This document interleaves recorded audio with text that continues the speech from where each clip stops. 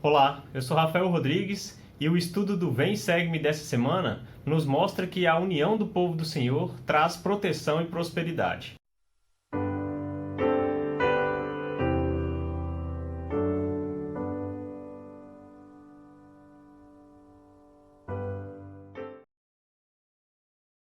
Esta semana, dos dias 12 a 18 de abril, temos como designação Doutrina e Convênios, sessões 37 a 40.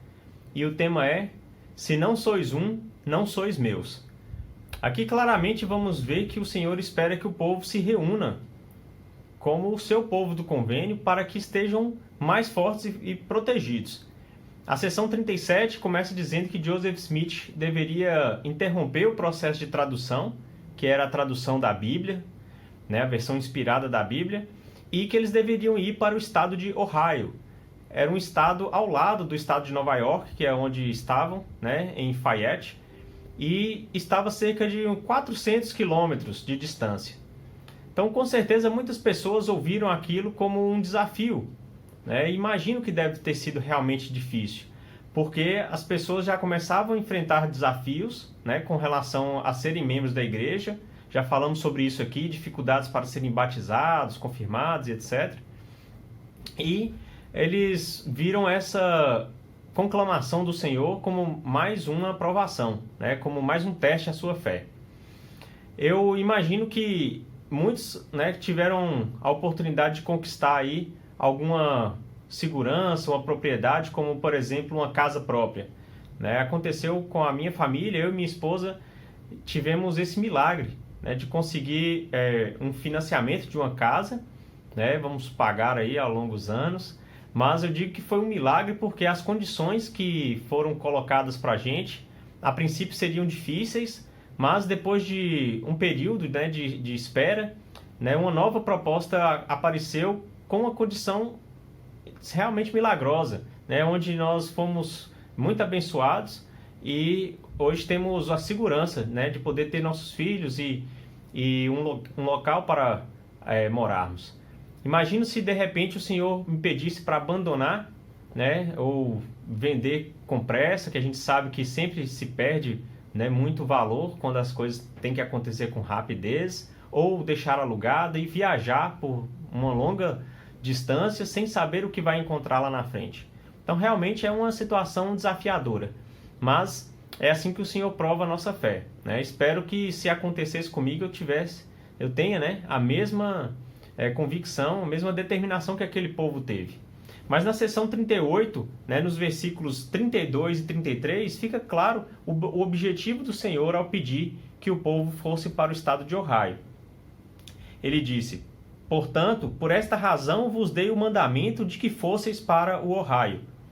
E lá vos darei minha lei, e lá sereis investidos de poder do alto.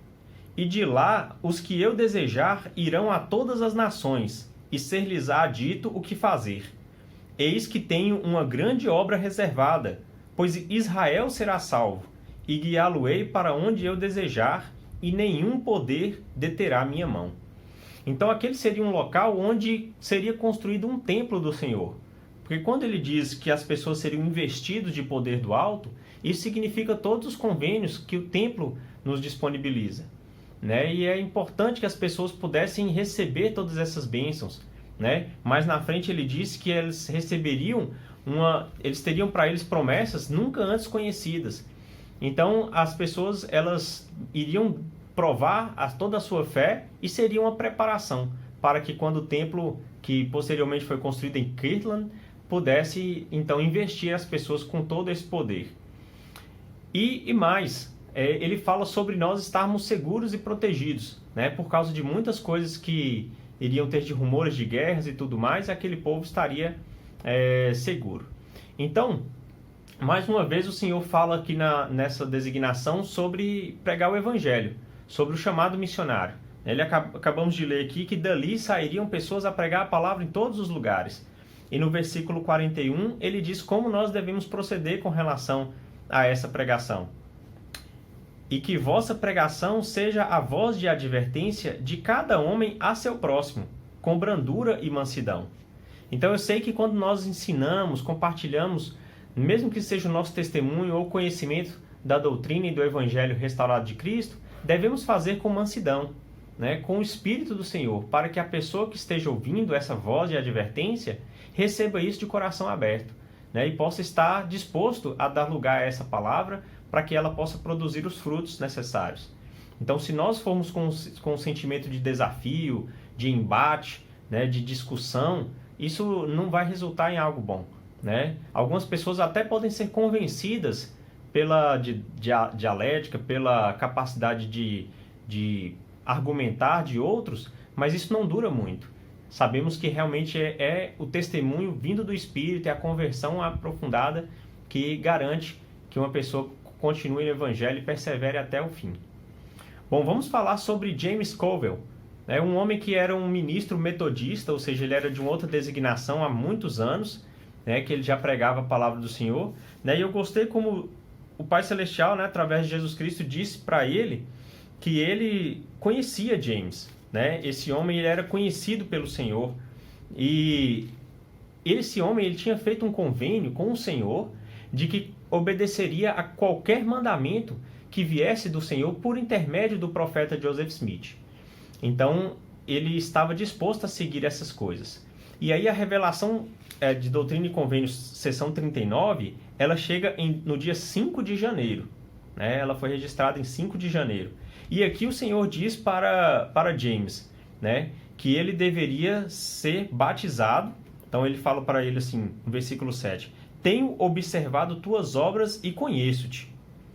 Teu coração é agora reto diante de mim, e eis que sobre tua cabeça conferi grandes bênçãos. Tá? Então depois ele diz para o Senhor, o Senhor diz para James, levanta-te e sê batizado, e lava teus pecados, invocando o meu nome. Então vem a mensagem do Senhor para ele. Seja batizado, né? Receba o Espírito Santo e depois você vai pregar a palavra. Ele diz aqui, ó, você não irá para as terras do leste, mas é chamado a fim de ir para o Ohio. Bom, então esperava-se que James pudesse fazer valer o seu convênio e seguisse.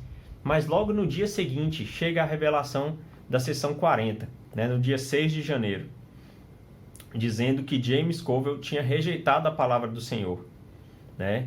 Então o Senhor disse, ele recebeu a palavra com alegria, mas imediatamente Satanás o tentou.